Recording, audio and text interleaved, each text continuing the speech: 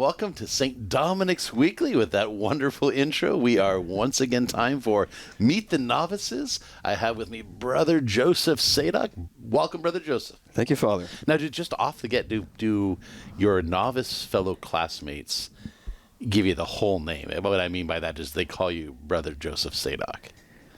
Yes and no. Oh, okay. It's about 50-50. Okay. Yeah. Does it just depends on the context, or are there just some brothers that are just like, I think if there's too more many time, syllables? yeah. If they have enough breath, then they'll use the whole name, or if they're angry. okay. Kind of like when Mom says. That's right. Yeah. Uses the whole name to emphasize the point. Exactly. Yeah. Very good. Well, maybe just to start with your name, it's certainly Sadoc is, I know, from a Dominican perspective on the West Coast, a name which is not totally unfamiliar, but to folks for whom they're not perhaps aware of that history, just a little something about your name. And this is the name you have certainly that it was it given to you or you chosen? A little bit of both? It was on my list. It was on your list. Was it on number my one? list. It was number one. Oh, okay. I wasn't sure if they'd allow it. Sure.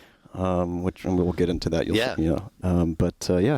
was number one. Nice, very good. So break it down for us. Yeah. So Joseph, obviously husband of Mary, earthly father of Jesus, model man, model for silence. Something I have to work on. So that's more aspirational than obvious. Yes, that doesn't acknowledge a reality. It speaks to an aspiration. Yeah. There we go. There you go. So Joseph, just a good guy. All around good dude. I love it. Just like the Bible's like, and the most righteous man. That's right. Yes, he was a just man. He was a just man. Yeah. And also to honor my home parish, St. Joseph, Mission San Jose. Very good. In Fremont. You're from San Jose. Fremont. Yeah, Okay. Mission San Jose is not in San Jose. That's true. It is. It's in Fremont. In fact, right. I'm imagining the place in my mind's eye right now. That's right. Yeah. Familiar with it. Yeah. So Joseph's an easy one. Easy one, sure. Sadoc, as you said, Dominican blessed.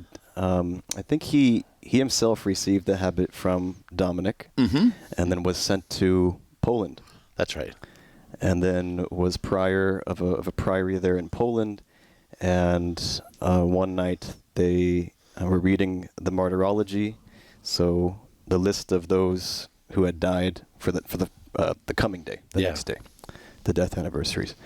And miraculously on the page appeared their own names.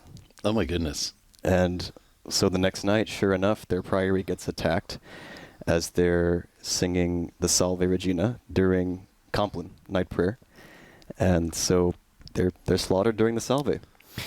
Wow, it's almost folks might not know this. Every night, basically in between, after we do Vespers and Mass, and then we have dinner together, we read those from our province who have passed away. It would be like coming down as the sub-friar. Sometimes it falls to me to actually read those names, and we pray for those who have departed. It'd be like opening the book and seeing your seeing Father name Michael on the page. Hurley and the Novices. Novices, tomorrow, and you're like, wait, what day is it again? That's right. That's incredible. And so they had that kind of predilection anyway that was given to them. They did. So there was something prophetic about it. Yeah. It calls to mind. I mean, well, here's just the general question. This is we're already way far afield, but if you could know the day you would die, would you want to know it? I don't think I'd mind. You don't think you'd mind? Mind. Okay, it's an interesting thing. I mean, you could get the pro con list. I wouldn't want to know how. Oh, interesting. Okay. But the time, sure. Yeah, I mean, I guess you want to be on the pro list of knowing. It would be a sense of being prepared. Yeah, I'll go to confession that morning. Exactly. I'll be all like just right there. On the con list, it would be like, I don't know. It would be you'd lose that sense of, I don't know, just you'd be so worried about knowing that they would be, maybe produce anxiety up to there, so you wouldn't be prepared well. You go either way. You could go either way, because we know not the day nor the hour. But that's true, and that gives a lot of people, anxiety too. So that's what I mean. I wonder with the Lord, if he does obviously there's stories of this where people have a real sense of clarity that at least if not they're going to die in a particular moment, like it's their life is kind of or a desire to die on a certain feast day. Yeah, right. exactly. And so they kind of let go, especially if they're, if they're ailing anyway. Well, that's interesting. So they knew that they were going to die, and they embraced it. But I wonder so then if they read the martyrology, I wonder what they did the next day. I haven't read that part of the story. Maybe maybe that's the unwritten. Was it like don't sleep, just They may have had a party. Yeah, exactly. Yeah, I know. What do? You do you do the full prayer kind of thing. Of course you do. But do you what do you do if you only have less than 24 hours to live? One more recreation. There you go. Final one recreation. Yeah. Or, anyway, so and that were you were familiar with the story even before entering the Dominicans then? I had heard of Sadoc, and I had looked him up, but I haven't found much out there. So that story I gave you, I think, is what you'll most commonly find. Yeah. And that resonated with you? Like, why did you? So when we put Joseph and Sadoc together, we get Joseph Sadoc Alamany, who is not canonized, but he is the first Archbishop of San Francisco. Mm-hmm. He himself was a Dominican, one of the founders of our Western Dominican Province, and my life has a lot of connections with his. So he was a Spanish Dominican, born in the early 1800s, and he always had the desire to be a missionary to the Philippines, but got sent to the U.S. Okay. And so he became provincial of the Eastern Province, and then was named Bishop of Monterey in California. That's right. And but by the Holy Father, I think, pretty direct. I mean, well, obviously the Holy Father. Yeah, he was in Rome for a meeting, and that was when he was appointed. And he went to see the Holy Father and said, I can't do this. Yeah. And that means you're the right man for the job, usually. And he sent him with Villarosa, right? So that part is not clear. I think that Alamany chose Villarosa. Okay. I think this was his choice because I think they both wanted to start a province on the West Coast, or at least do missionary work there. And now that Alamany had to go to California, I think he said, Villarosa, let's go. Let's do this. Let's hop in a car. Yeah, let's.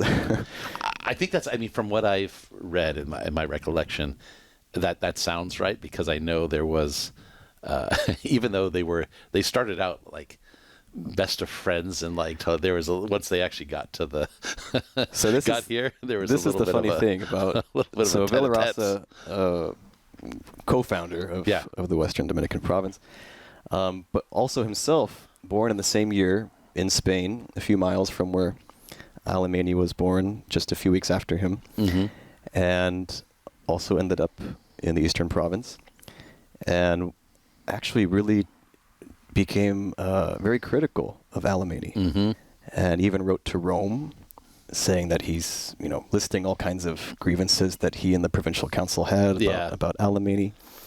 And so I find it odd that he would choose Villarosa to come with him to California. But I think, Jesus sent them out 2 by 2. Yeah. Dominicans, they went 2 by 2. But it doesn't mean you necessarily go with the person that you agree with most, or that's most like you. Sure. And so I think maybe there was some wisdom in Alamany picking his, someone who's like an enemy, right? So very critical of you. But I think they started out friends, though. I think they started out friends. They did. So it would be like, to give the analogy, very, I would say notoriously, or by see the shades of the gospel, Peter and Matthew weren't necessarily best buds. Right. Because you have a tax collector and then you have a Jewish, so you got got a little bit of strain there.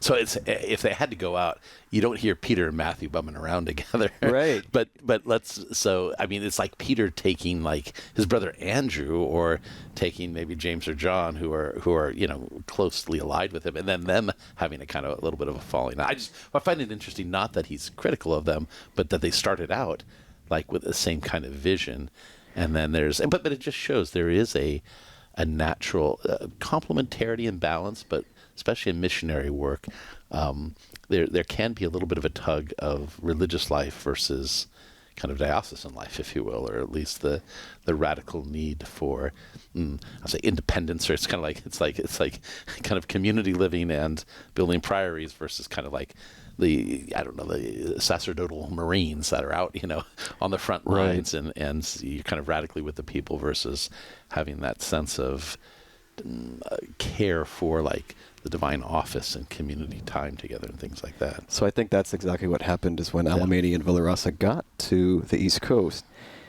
Alemany ended up doing more missionary work. Yeah, And so exactly. developed this zeal, right, Yeah. for the missions. And then sort of, I'm guessing that affected how he Absolutely lived out his Dominican life. Exactly. But anyway, I mean, he chose someone with whom he had some healthy tension, Yeah, absolutely. right? Yeah. And I mean, look, the province is still here 175 years later. Exactly. No, it's true, and it's it's no doubt the reason why the Dominicans not only formed. It's the best of both worlds. They certainly formed priories, like in Benicia, when they went from Monterey and gave the, basically let the Franciscans take over Monterey. Could you imagine if we were in Monterey, sunny, beautiful Monterey? That would be. I wouldn't complain I about wouldn't complain either. But we ended up in Benicia, which Benicia has a special place in my heart, so I'm not complaining about that either. But at the time, it was like, totally the happening place, because you had, as I say, the original 4G network with the armory there, and then basically the military with guns. Well, this was going to be the capital originally. That was the plan. It was the capital. Oh, it was. Not, yeah, it was. not only For how? was it, Not for very long though. Or? not for very long. It had moved there, and there was a fire, and the capital's still, the old capital is still. I mean, it's been refurbished, but it's right where it was there on First Street, Okay. and it's not really big. You can take a tour of it, but it had experienced a fire, and very historic kind of sense of documents were burned, and then it was just like, well, you're going to have to, kind of expand and get very, you have to kind of have to professionalize things. And Benicia was like, we're not professionalizing things. And they're like, we're moving to Sacramento. So it was kind of like, it was kind of a win, but Benicia didn't really want to be the capital, it seemed like, at least the people who were there. And they were just happy to kind of, but at the time it was definitely, the government was there. You had the guns there. Then it was the stepping off point to the Delta for the gold rush, which was happening in the 1850s. So you had huge influx of people, which is why, in many ways, I think the Pope was sending out Dominicans because there were already Dominicans in the area, but certainly the explosion of population at the time. Right. So when Alemany told the Pope that he didn't want to go, or that Yeah. he's not worthy or not the right man, he basically told him, "You're going, Yep. and people are going there for gold, but Yep. you are going to bring the cross. Exactly. Are you going to bring the faith?"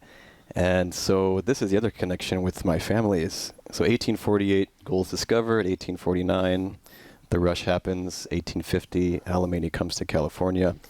And sometime in that era of gold rush and transcontinental railroad, my ancestors come from China to California, to San Francisco. Okay. And so I like to say that my family and my Dominican family have been in the area for the same time. Oh, wow, yeah. They came in the same era. And so finally the two meet. Interesting. In me being part of the province. Well, that's really cool, because it was certainly the biggest, I know for San Francisco for sure, the largest Chinatown at the time in the whole world. Right. Outside of China, the largest number of culturally Chinese people was in San Francisco as it was kind of built. The story of San Francisco itself is really fascinating, and it's being shaped right around the time the Dominicans are Right, are coming yeah. here too. So just the whole the water. I mean, certainly lots of what was underwater is now built up. I think the bay used to come right in, and now it's kind of they basically. I think it was basically the steam shovel that changed San Francisco, because they were able to basically take level hills and then use it as landfill to expand. That's what I've heard. Yeah, Expand the landfill. thing, We're built on landfill. We are, Yeah. all the way down the Embarcadero is all landfill, all that area around. I think it's like, imagine Coit Tower, that's right up against, where the water was originally. And there's you go down to some, I'm trying to remember, I think it's like Palace Hotel. There's a room that has some of the original maps in really? it, and you can see exactly where the streets, and it was crazy because they built ways to move machinery, which end up becoming like mission. But the mission was where it was founded, because that's where there was water, there was a creek there, Right. and then there was a road out to the water, which was became Mission Boulevard. But then they had Market Street was actually, that was actually engineered. In other words, that there were some of the streets that are all twisty and there were like the original like pathways, and then some of the more kind of angular, like obviously like roads for horses and carriages and things that are going to be a little more direct are engineered later on. So you've got this weird mix of like streets that make sense and streets that don't make sense. Yeah, there are places where the grid is not a grid. Exactly, Yeah. exactly. No, exactly. A good way to put it. There's no grid. So your family comes around the same time, and then ends up down in a little bit further south. In the East Bay. Fremont. Yeah, East Bay, I'm actually the first generation of my family to not live and grow up in San Francisco. Oh, really? Okay. So everyone else is in Everyone San else Francisco. was, born and bred here Nice. in the city. Nice. So let's fast forward a bit to 1854. So Alemany, 1850, he's Bishop of Monterey. 1853, he's Archbishop of San Francisco. 1854, he builds his cathedral, and he chooses to build it in Chinatown. That's right. Again, another connection with my family. Which is the old St. Now Mary's. called Old St. Mary's. Yeah, the first cathedral in the world dedicated to Mary under the title of the Immaculate Conception. Oh, neat. Yeah, which I didn't know that. Which the dogma was declared in 18. What year was that? Was it 51? It was right before, right? So I think it was 1854. Yeah, I think so. Yeah. But I think they laid the cornerstone for the church in 1853. So they were kind of They were ahead of the game. They were ahead of the game. They were ahead of the game. That's really cool. Yeah. So right. it's like, what would you have done if it didn't get declared? Yeah. Exactly. That's really cool. Immaculate Conception. Yeah. No, it's the what was I going to say? Yeah, here it is. 1854. Yeah, that's exactly right. Yeah. Wow. Yeah. So, and because you think I always think of the Song of Bernadette and the apparition of Our Lady. Right. I am the Immaculate Conception. Right. So it's using a title that would have been in the air. So anyway, it's dedicated. It's Our Lady. So is the old Saint Mary of the Immaculate Conception. Okay. Interesting. Yeah, and of course the present one is the Assumption. Yeah. So they changed that. Yeah, they changed it over the years. Interesting. Yeah. Well, the Assumption was the next. Right. The next. Oh, that's interesting. Of that century. Of that right? century. Oh, Yeah. that's interesting. So they jumped from one I guess so. Marian doctrine to the next. I did. We're just putting. I mean, I'm just thinking. I didn't realize that that's what they had done. Oh, that's interesting. Okay. Well, things you haven't. That's right. Yeah. you haven't things. Yeah. So then that's where your family was. Right. My father was baptized at Old St. Mary's, and I'm sure previous generations too. I haven't had a chance to do some research and figure out how far back we go there, but it would be cool to one day be able to trace back the faith at Old St. Mary's. Also in the 1850s, Alemany accomplished something that he had set out to do when he first got to California, and that is to get back some of the church property that had been taken over by the government. Oh, yeah. So he applied to the U.S. Land Commission, and he got back lots and lots of land for the church. I think most of it was of the 21 California missions that had been secularized and then even sold to private parties, some of them. So Alemany got back a lot of property for the church. Among that property was Mission San Jose, is where I'm from, and then Mission Santa Clara, I think, was also part of that, and that's where I went to school, went to college there. Oh, neat. So if he hadn't done that, then you wouldn't. These two important places in my life might not be in the hands of the church today. That's interesting because he had basically given. It was right before he was assassinated that he basically made. Oh, Lincoln? Yeah, Lincoln. Yeah. It was like right. It was. I remember. Can't remember exactly the dates on it, but it was like literally. It wasn't even a year. It was just like weeks or maybe a month or two before he was assassinated that he basically granted all those lands back to the church. Yeah, pretty cool. It is. Yeah, and I know they have.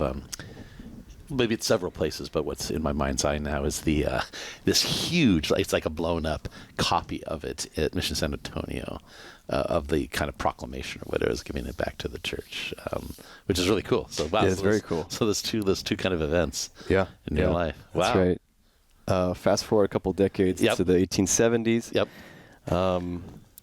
There are some Dominican sisters that come out to California from Brooklyn. And they came out at the invitation of Archbishop Alamany to teach the children of the German immigrants.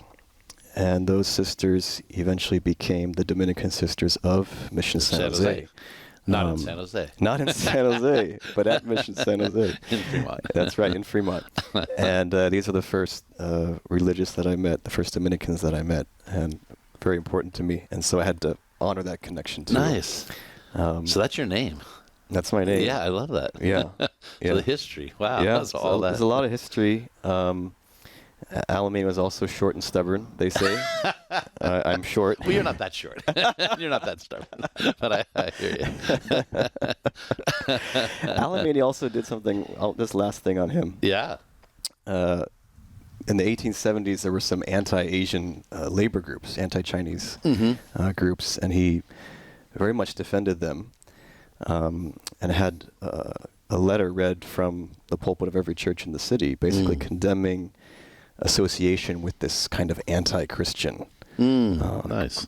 groups. So he adopted "Stop Asian Hate." Right, we have that phrase today. He had that a long Way time back ago. when. Wow. Yeah. Nice. Yeah, no, I know he was very, concerned with the kind of the melting pot aspect of the San Francisco area of being able to preach to everyone, kind of thing. Right, and it's still that today. Yeah, it's true. It's still that And today. people aren't coming for gold; they're coming for tech and other industries. But still a place where the cross and the gospel are very much needed. Yeah, no, it's where it's kind of the quote unquote American dream, in terms of success financially and career wise, and still is where the gospel is certainly needed everywhere, but particularly in places where it may be, how to put it, your happiness might not be exactly what you think it is. Right. So it's needed. But I just going back to that 4G network where you had, at least in Benicia at the time, the guns, the gold, the government. You needed God. You needed, That's right. That's where God needs to be, especially there, because it's easy to lose sight of the kind of the spiritual goods amidst all of the material, technological, and other kinds of goods that are present in the culture, for sure. And not a lot has changed. No, it's true. Not a lot in that respect. That is totally true. Now, what about your own kind of more particular history? I feel like our first 20 minutes has been like an overview, which is great, of the whole Dominican. Well, there's a lot of connection, intersections with my own life, and and sometimes the brothers will tease me for calling out some of these historical connections, because we'll go around and we'll just realize sort of the fingerprint of Alamany on different parts of California. And in my life and my vocation, a lot of different lines sort of come together at one point. And I think that's kind of the goal for each of us, is to find where those lines intersect, right? To find our place in God's story. Cardinal Newman has that famous quote where he talks about the mission, the work, the definite service that he's given to me, right, that he hasn't given to anyone else. And now we reach a link in the chain. And so I think, that's the goal for each of us, is to find our place in God's story. Nice. Yeah. So tell us a little bit about your story. In terms of you've mentioned you're from Fremont, the first generation outside of San Francisco. That's right. And just a little bit about kind of your upbringing and family life and things like that. Yeah, grew up in Fremont. Mom, dad, brother. I also have 2 older siblings. Didn't grow up with them, but so I'm the youngest of 4. Went to college, Santa Clara, and worked for some years after college, and then ended up with the Dominicans. That's the kind of in a nutshell. Yeah, sure. Yeah, decade by decade. That's the sure. And how you mentioned having the exposure to the Dominican nuns, Mission San Jose. Was there other? Well, kind of maybe outline how exactly you kind of discovered, particularly the Western Dominican Province in this particular call. So when I first heard about the Dominicans, or the Western Dominican Province, I didn't know I had heard about them. Oh, okay. So I first thought of being a priest probably in high school, and I think other people had recognized the vocation, even if I was a bit hesitant about it. And so in one of my high school English classes, we were asked to write a paper about a career of your that you aspire to. And so my English teacher, she had known me growing up. I played Little League with her son. She went to my parish. And I was going to submit a paper on being a detective. And she looked at me and said, "Oh, really? Oh. Not on the priesthood?" Okay. Wow. Wow. And so she even told me some stories about a nephew of hers who was a Dominican. And she said, "Oh yeah, he's this great. His name's Father Michael. He's got this big booming voice, and he was going to be in radio, but he decided to be a priest." Oh, really? That's right. Wow. Okay. Sound familiar? It does. It does. She was here recently. Yeah, that's right. Yeah. Yeah. So I didn't really think about being a religious at that point. I had known diocesan priests, of course, and never really thought about being a religious. And so when I started to feel sort of maybe a call to the priesthood, but not to the lifestyle of a diocesan priesthood, I said, well, why don't I look at religious orders? I never really done that. And so I did, and I found the Dominicans. I went and visited St. Albert's in Oakland. I thought it was a good fit, and seems like the province thought so too. Oh, nice. And so here I am. I think what works well for me is this hybrid, right, between sort of the active and the contemplative. Yeah. Say more about that. You don't have to be just one thing as a Dominican. Yeah. And there's this healthy tension, just kind of like with Alamein and Villarasa, there's healthy tension in Dominican life, right? This pull between the apostolate and doing God's work and being out among the people, but then being back inside the priory and living as if you are a monk. Yeah. Right, but you don't have to stay back here as if you are a monk. Yeah. Yeah, and you're not bound to one place, and you can do so much as a Dominican. And I thought that it's just a good order to be in for opportunities. Now, and when you're talking about these occasions where relatives of mine and others have told you, have you ever thought about being a priest? Yeah. I wonder what they were they were there. What do you think they were selling? Obviously, did you have in mind what they were kind of pointing out to you at that point? I definitely had an interest in the church that was maybe uncommon to teenagers, right? I mean, an affinity for the church and for the things of the faith. I served at Mass, so there was some visible things that may have given some indications. Okay, because I know you're certainly well versed in to be like master of ceremonies for liturgies. Sure. You have certain liturgical acumen already, which is not necessarily native to novices. It's also not too common among lay people in general. That's I guess that's my point. Yeah. So that was an interest of yours early on? It was liturgy. Yeah, liturgy and sort of the beauty of it, the order of it. But also the way that it so vividly brings to life the mysteries of our faith. And just draws you in every time. Yeah. And it's something that, we have these liturgical cycles, we have readings, we have the liturgical year, which starts, up every year with Advent and concludes with Christ the King. And it seems like we go through the same things over and over and over again. Yeah. But there's always more to get out of it. Yeah. And, it's like the divine office, liturgy of the hours, right? Yeah. Some people have a hard time with how we chant it as Dominicans. Mm-hmm. It's very quick, and it's meant to be brief and succinct. Mm-hmm.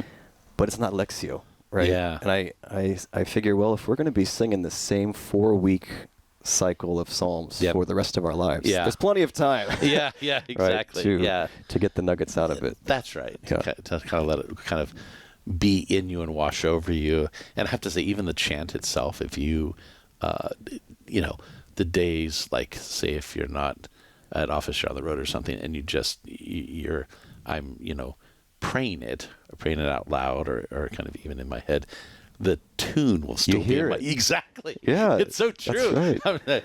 I rejoice when I heard them say. It's That's like, oh wait, right. I can't just read it. As I read it, it's just like, wait, I don't remember that. And then you just think for a second. And for me, I don't know how to. I can't look at the little squiggly lines in music. I'm like, whatever this is. But squiggly but if I kind of sit for a second and kind of It look comes at the to text, you. it just it'll just I've done it for so many years now that you just naturally have the musical phrasing in your head in a way that it just unfolds. So it's kind of like it's like trying to say, well, maybe this is not a great, but like the Hail Holy Queen, the Salve Regina in Latin. You asked me. I can't recite it. Yeah, exactly. I can absolutely. If we started, right now, Salve, we could do. I mean, it would just flow from my mind, my heart, my voice. If you asked me right now to actually just say the Latin words, I'd stumble. I'd have to just kind of like pause and kind of find that rhythm, right? So it's interesting how you say the way we chant has a certain repetition to it, certainly alacrity. It's supposed to have a little pep. It's meant to push us forward into the ministry we're doing, right, to preaching the gospel, but becomes part of us, and it forms us. It shapes us. Absolutely, and that's the work of the liturgy, I think. Yeah. Absolutely, yeah. Was there ever any thought at any point to diocesan life? Because there is certainly, I mean, they do. I mean, don't chant the office, but they have liturgy, in robust ways as well. There was. And that's, of course, that's the most natural place that I think most guys look when they're thinking about being a priest. Yeah. But diocesan priests, they have, a very challenging life, especially today. Yeah. Not that being a Dominican isn't difficult, but, we have built-in support to sort of get you through the day and through the rest of your life. And diocesan priests have to be, these guys, I got to give them credit, right? They're in the trenches and they got to do a lot on their own. I'm not sure that'd be the best for me, And so we have to go where we think we're called in this time, right? So maybe if it was a different era that we were in, and the diocesan priests were able to live more in community and didn't have so many administrative demands placed upon them from hour to hour every day, then that might have been a different route. But we're called in a time and a place, and so God has called me here. Yeah, so. And we're delighted for it. I'm good. I'm glad to hear it. We're delighted for it. No, it's great. Anything about you? I'm thinking now, kind of fun facts about you that folks may not know or but would be of interest. Let's see. Well, before I entered, I did ride a motorcycle. Okay. Nice. Do you have a license? Still licensed? You can still licensed? Okay. Still licensed. Nice. Yeah, a little out of practice. Okay. Did you have, what kind of bike did you have? It was a BMW. Okay. R1250 GSA, so this is one of those big adventure bikes. Yeah, I was gonna say. Got a little pep. Yeah. It wasn't a Harley though. No. It also wasn't one of those little Vespas they deliver food on in the city. Yeah, exactly.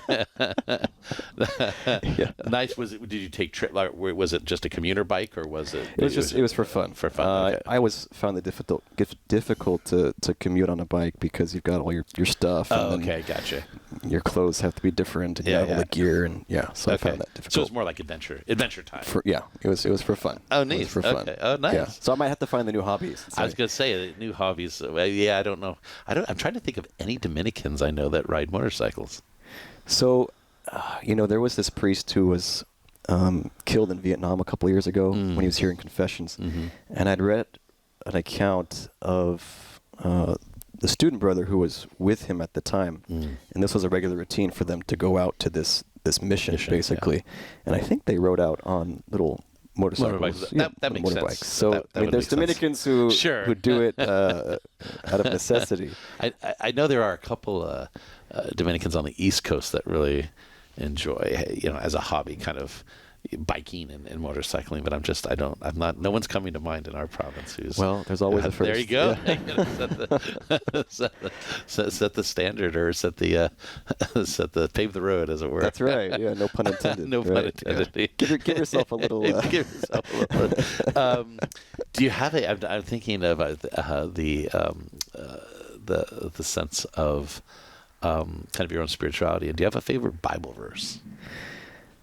Well, Father Anselmus taught me not to have favorites. That is so true. Anytime I ask Father out, and so, what's your favorite this or that? I do not have favorites. Yes, yes.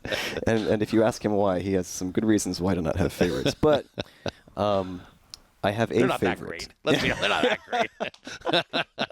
I mean, they're okay. They're okay, yeah. Hold on. Give me his best argument for not having favorites, because I found them a little weak.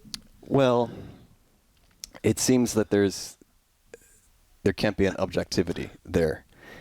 Now I think he would say you can have preferences. Yeah. But you can't have a favorite. This is too exclusive. Far from this is more. too exclusive, But having favorites also forces you to make a choice, which He likes all options open.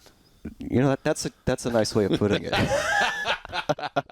I say, go ahead and be bold. Go ahead and, for example, I mean, we all have. I guess if he wants to make that sting, so that's fine. Anyway, we're off the track. So, yeah.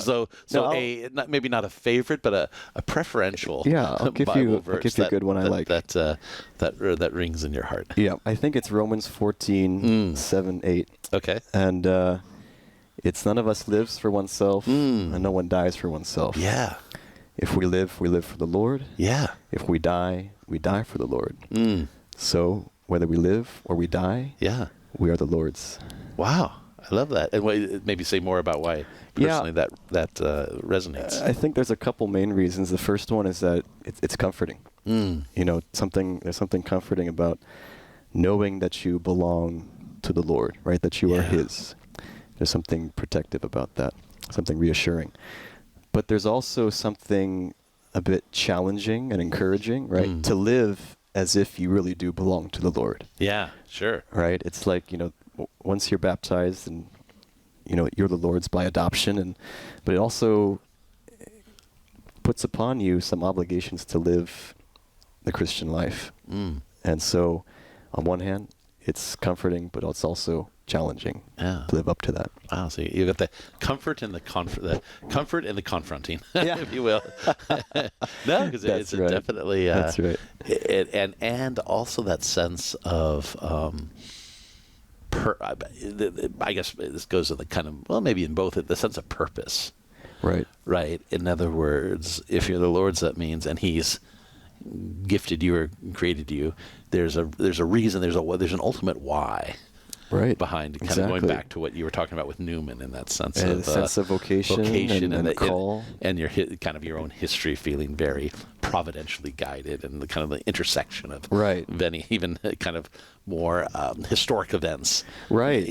So you have that idea of you're the Lord's. He's got you where you want, as you want it, even just in terms of macro family movements as here, your ancestors come out to this country, to this place, and settle here at the same time Dominicans are coming out to bring the cross, to bring that news of salvation, and then your life intersecting then in a particular way with this group that had come out at that same time period. Is good. It's in other words, you're the Lord's. Lord has you where you want. Lord has you where He wants you. Do with me what you will. There you go. And He does. Indeed, He does. That's once again both the comfort and the confronting and the challenge. Right. For sure. It's kind of like, all right, Lord, yes, but it's like, oh, do I have to, Lord? Right. Or is there an easier way? I was, you're just like, well, it's like, this is exactly the kind of the Lord in the garden, that's in the intersection of His passion and His kind of the human side of let this pass from me, but your will be done, not mine. For Christ to pray that, I find that is just both comforting that Christ Himself says, let this cup pass from me. It means it's okay for me to say, let this cup pass from me. It's okay to say, I'm not happy about it. I'm angry. I'm frustrated. I'm looking for a way out. I'm looking for alternates here, Lord. Sure. But still, at the same moment, just saying, okay, I've got to not necessarily spoil things by taking them in my own hands, but trusting that whatever the Lord, has, He's gonna bring it to fruition. Or the yoke. The yoke. Yeah. Take my yoke upon you. Yeah. And sure, it's easy and light, but some days you just don't want to have a yoke. No. You don't want that upon you. It's true, or that particular yoke. Right, exactly, yeah. Yeah, everyone's got to carry a cross. We think we know the crosses we want or that are best for us. So Right. that's, as you say, the yoke. That yoke, and we just celebrating the Sacred Heart. The Sacred Heart. Right. That's the my for I'm meek and gentle of heart, humble of heart. That's in totally connected to that. So very good. So well, thanks for joining us, Absolutely. Brother Joseph. You're making vows here, and not too long. I think it's August 30th. 30th. August 30th. And then we've been inviting on all the interviews or the Meet the Novice series. Been certainly advocating and inviting folks to come. It's an open. Let's fill the church. And I'm sure family will be coming. You've got Probably a few. Yeah, that are local coming out to support. So and certainly anyone in the area, as I said, open to all, liturgy that's open for celebration. And if you've never been to either a vows or, let's say, an ordination, which we had not too long ago, there's nothing quite like it liturgically in any other kind of aspect of life. I mean, I know before I became a Dominican, I'd never even heard of doing religious vows in a public setting, at mass or in the liturgy. So it's just like, oh wow, this is really cool. No, I think most people have been to a wedding, but an ordination or profession is just something very different. Yeah, it really is, and the different the obvious things are very compelling, like the prostrations and things like that. But even the recitation of vows and that whole sense of, if you will, the vibe of liturgy is that sense of clarity around vocation, clarity, but just responding to God's call, which of course puts in mind. Whenever I now will be at such things, even vestition, it just brings you back to your own, exactly, your own experience, and it kind of activates, if you will. When I see the guys being ordained, I'm like, wow, I remember. It happens to be in the very same place, so easy to visualize or to put in my mind. So we are delighted for that you responded to the Lord's vocation.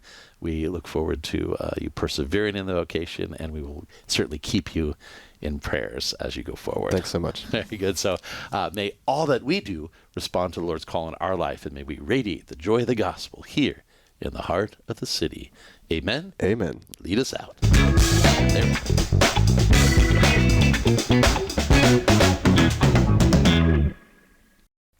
I hope you enjoyed this video as much as I did making it. Please like, subscribe, comment, interact with us together here at St. Dominic's. We want to continue to radiate the joy of the gospel in the heart of the city. Shine with the Lord's love. Amen.